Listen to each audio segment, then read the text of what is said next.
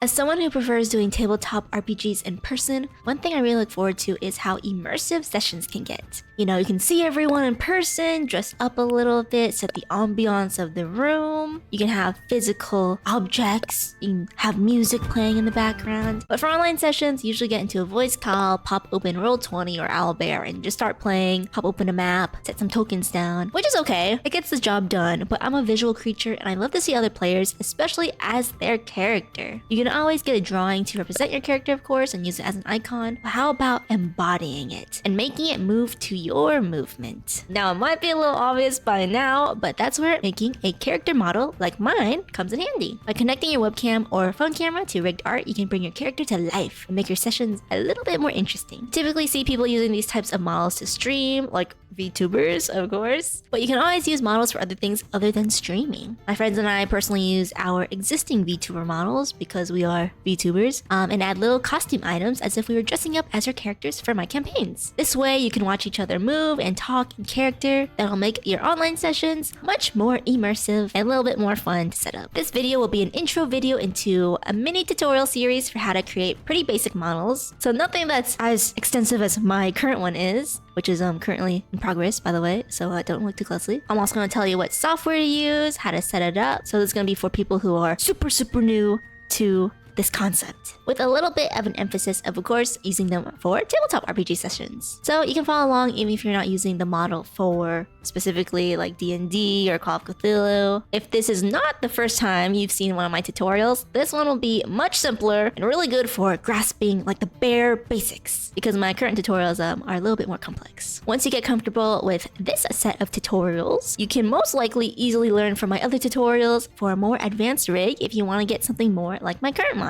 So, how to make a model. In short, to make a model, you need art, rigging, and something to track your movement to mirror it onto your model. Today, we'll be mostly going over the art, but I will give a little bit of information on the other processes. This is the art we'll be using for this set of tutorials. On the left here, you can see all of our layers. The art needs to be separated into different layers, obviously, as a PSD file, so that it retains all of your file information instead of making it into a flat image. It'll need to be separated into a certain way, and depending on how complex you want your movement, you will need to separate it even more. For this series, we'll be doing a very simple rig, so this will be the extent of our separation. If you would like more information on separation, you can check out my separation guide video. It goes a little bit more in depth on how to separate it for more complex rigging, but it should help you out if you're still confused about how to separate it rather simply. So let's go through our layers here. The first one up here is a folder for toggles. We will be going over toggles in this series, but they're very simple, just on, off, hand toggles, one layer per arm. Next, we have our front ponytail here, our front hair, the earring, the monocle, left and right brows, and then we have our eyes, our nose, our mouth, our face, our main body, and then the back of our hair. So I'd recommend copying kind of the way we have our art here separated if you'd like to follow along with this tutorial. It is going to be pretty basic, like I said, and if you ever mess up on separation, you can always fix it and re-add a new PSD into live2d, even if you already rigged something, so don't worry too much about it. But our eyes and mouth are actually in folders because the eyes and mouth are going to be the most complicated of separation we're going to do. So let's zoom in here. So for our eyes, we have our top lid separated, our lower lid separated, our iris and pupil and highlight on one layer but also separated, and then our eye whites. And this is going to be a very basic eye rig. You will have to amend your separation depending on your art style, but like I said, if you ever need to make changes, it is easy peasy to do, especially if you do the art yourself. And then same thing for the other eye, except we are going to actually copy and paste, reflect this eye over, so we don't have to rig two eyes at once. So if you want to separate one eye, that's a-okay. This only works if you do have a symmetrical front-facing model though. If you would like to tackle a side view model, go ahead. You just have to rig a little bit more, but it is doable. Now let's deconstruct our mouth. We have our top lip here, our bottom lip, our top teeth, our bottom teeth, our tongue, and our throat, the back of the mouth. So basically our lips, and then everything inside the mouth, that's gonna move around. Like I said, your layers are probably gonna be different depending on how your mouth is gonna look. Now, usually I would have the mouth separated a little bit more, but like I said, this is gonna be a simple tutorial. And of course, like I said, if you would like more explanation on how to separate your art, please visit my separation video. If you can't draw, you can always commission someone else as well, or ask someone that knows how to draw to help you make your model. If you would like a better look at all the layers, I made this little graphic here. It might be a little hard to see, but it's available for free on my Ko-fi, link in the description if you would like to download the PNG and take a better look at it. On my Ko-fi, I also have another separation guide if you would like something a little bit more complex. Of course, like I said, all free of charge. Feel free to just pick it up and take a look. And then once your art is done, we are going to go on to rigging. We're going to be using a program called live2d Cubism to rig the model. Rigging is basically animating the art to move in certain ways when our camera tracks us doing certain movements. For example, when we close our eyes, we want our model to mirror that and close their eyes. So we would move and warp that art into the eyes being closed.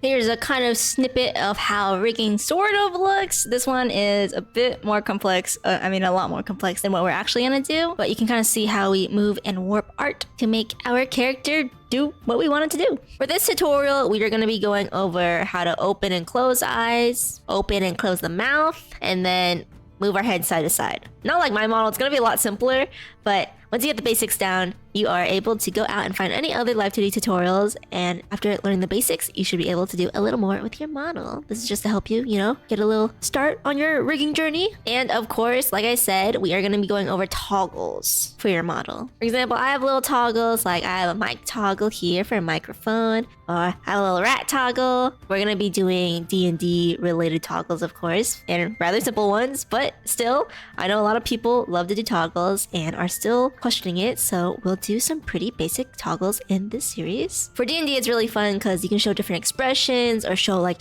your status in battle if you're like actually really hurt or poisoned or anything. And then once we are done rigging, we're gonna use VTube Studio to connect our webcam or phone camera to our model so we can control it. The type of camera you use to track your face will affect how your model moves. Right now, I think the best type of tracking is if you have an iPhone or iPad that has face tracking. And that one is currently the best one. I use an iPhone 13 to track my face at the moment. You can of course use an Android or a webcam, and even within webcam, depending on like if you have RTX or not, you can use different settings on VTube Studio, but we'll go over that much later. And then of course, once you have your model hooked up to VTube Studio and tracking and everything's working, we are then going to connect our model to Discord or Roll20 so that other people can see our model moving, and watch you chat, and you can do little toggles and see you as your character, see you talking as your character. That little bit of oomph that makes it